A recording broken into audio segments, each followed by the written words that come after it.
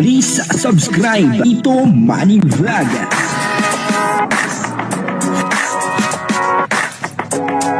Payagan po si Tito Manny Vlog na mag-reactor para pambiling gamot sa kanya pong karamdaman.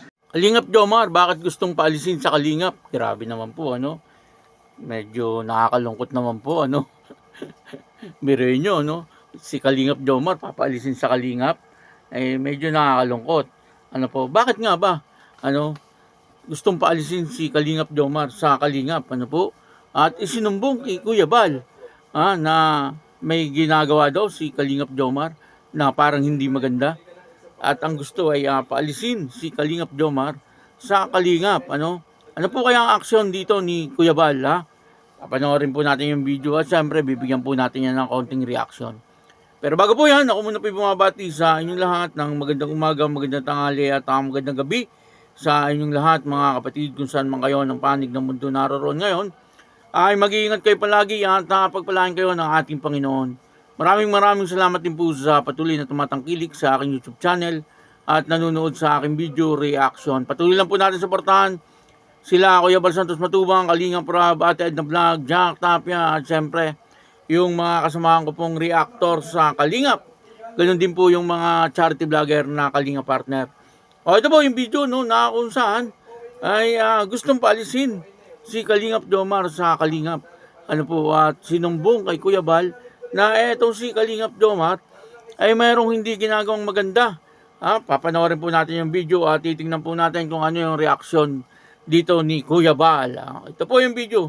Ang kabuuan po ng video ito ay mapapanood po natin sa YouTube channel ni Bal Santos Matubang. Ayun, portahan po natin si Kuya Bal Santos Matubang.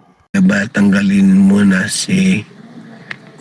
tanggalin muna si Jomar sa Kalingap. Niloloko niya si Carla. May GE pala yan. Single mother at may anak na kawawa lang si Carla sa kanya. Maganda ngayon maraming jowa. Ang manatili, yun ang totoo. Yan ang tapat.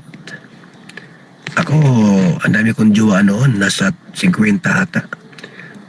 Lahat nawala na yun, lahat yung 50. Ang naiiwan siya, tiid na lang. Ganun yun. Magkuha ka ng isang jowa, iiwan ka din. Buti kung kasal na kayo. Pag may jowa, maraming jowa, okay lang yan. Yung manatili, yun ang sa iyo. Akala mo ba pagka maraming jowa, may jowa ka na, siya na yun? Hindi Nakailan jowa ako? 50. 50 ang jowa ko noon. Binata ako. Ang naiwan siya, tiid na lang. Yan ang totoo. Ganun yun. Jowa ko 50. Yung iba nga umiyak pa sa akin Ilan yung jowa umiyak sa akin? Dami. Sabi, pakis nga, darling. Ayaw ko. Umiyak. Kiss lang yun umiyak. 50 kaya ang jowa ko noon. Gwapo ako, Jomar. Kung may jowa man siya, kulang pa yun, jowa niya. Dapat jowa niya mga 10. Gwapo-gwapo ni Jomar. Tapos ang jowa niya, isa-isa lang. Jowa lang naman yan Diba, pag kayo kinasal, yan na yun. Huwag ka na magjowa. May jowa, may asawa ka na. Paramihan ang jowa ngayon. Hindi lahat ng babae tapat, hindi lahat ng lalaki tapat yan. Meron dyan mga lalaking ang habol lang ay pera. O ganda lang. May babae po dyan ang habol lang, ganun lang, di ba? Ang manatili, yun ang sa iyo. Yun ang asawahin mo na. Pag nag-asawa ka na, huwag ka nang magjowa. Di ba? Jowa lang naman yan Bakul talaga, kuya. Tanong mo kay Kalingap Juna. Ganda talaga nun. Si Noemi po yun. Noemi ang pangalan. Nasa Krami. Hindi ko na rin makita kung saan na yun. Ewan ko lang buhay pa yun. Pagkapatayan na yun. Pakialam mo kay Papa Jones. Sige, tirahin mo pa si Papa Jones. Yan Nagalit si Elton sa'yo. Kaya mo si Papa Joms, mga kaibigan, kung talagang sila po ni Carla magkatuluyan, okay. Kung hindi naman, wala tayong magawa. That's normal yan ngayon, mga kaibigan. Talagang mahal niya si Carla, mahal ni Carla si Jomar. Hanggang dulo magkasama yan. Pero pagka ganyan po, maraming mga manunulot, mapikot ba yan, di ba? Mapikot yan, wala na. Mga bakla naman yung mga yan. Bakla yan. Jomar, bakla yan. Alam niyo kung bakit bakla po? Ha? 32 na wala pang asawa. Mga bakla yan. Si Mirador, bakla yan. Mga iyakin nga yung mga yan. Binaba yan eh. Nag-asawa ako, 23. Oh. Ayan sila, 32 na. Mga bading yan.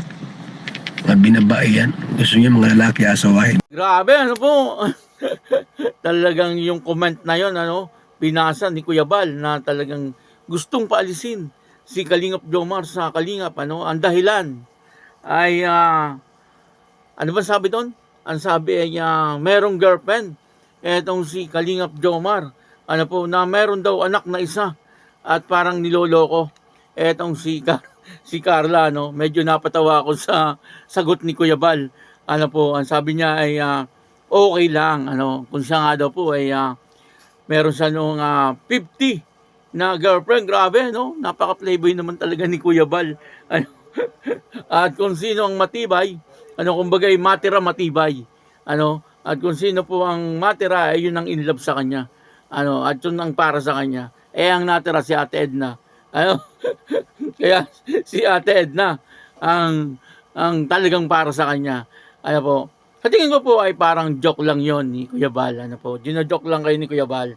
Ang ibig sabihin siguro ni Kuya Bal ay kung si Carla at saka si Kalingap Jomar ay para sa isa't isa, kahit ano po ang mangyari, kahit anumang pagdaanan na pagsubok o girlfriend, boyfriend, kung sila po talaga ang para sa isa't isa, ay sila po talaga.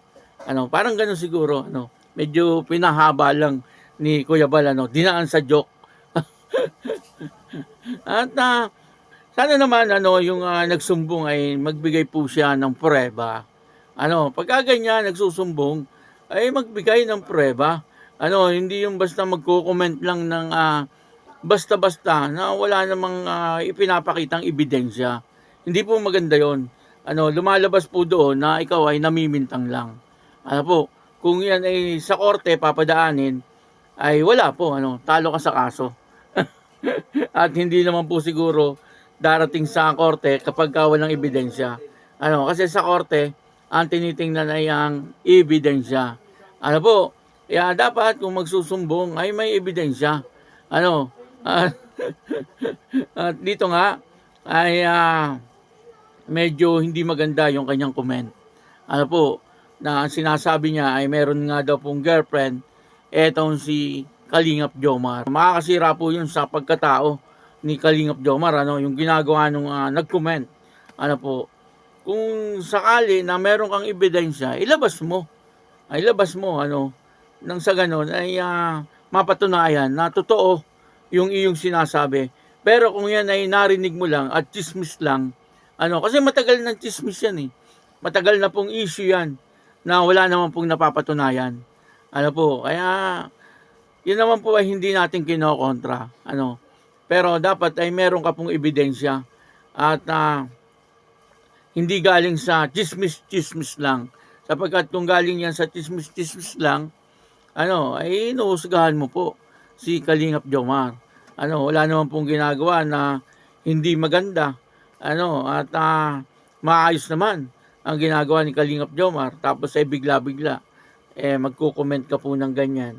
Ay hindi po maganda yan. Kailangan ay maglabas ka po ng ebidensya.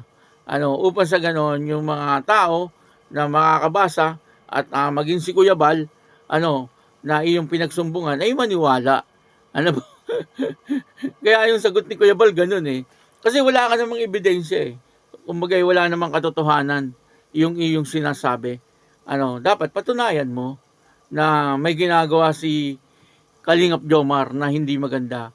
Kumbaga, dito ay parang gumagawa ka lang ng issue.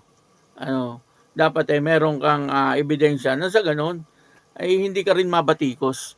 Doon pa lang sa comment, meron nang nagbatikos sa iyo eh, na wag mong pakialaman si Kalingap Jomar. Tama naman, kung makikialam ka, dapat ay yung sa tama lang. Sa lugar, kumbaga. Kaya si Kuya Bal talagang believe din ako sa sagot ni Kuya Bal no. Medyo pinahaba lang ni Kuya Bal dinaan lang niya sa joke. Pero ang totoo po nun, ang gustong i-point ni Kuya Bal, kung talagang si Carla at si Kalingap Jomar sa bandang huli, talagang yun ang mangyayari. Nakatadhana. Kaya ayun, maraming salamat po sa inyo lahat. At ako po si Tito Manny Vlog na nagsasabing God bless you all. Diyos mabalos.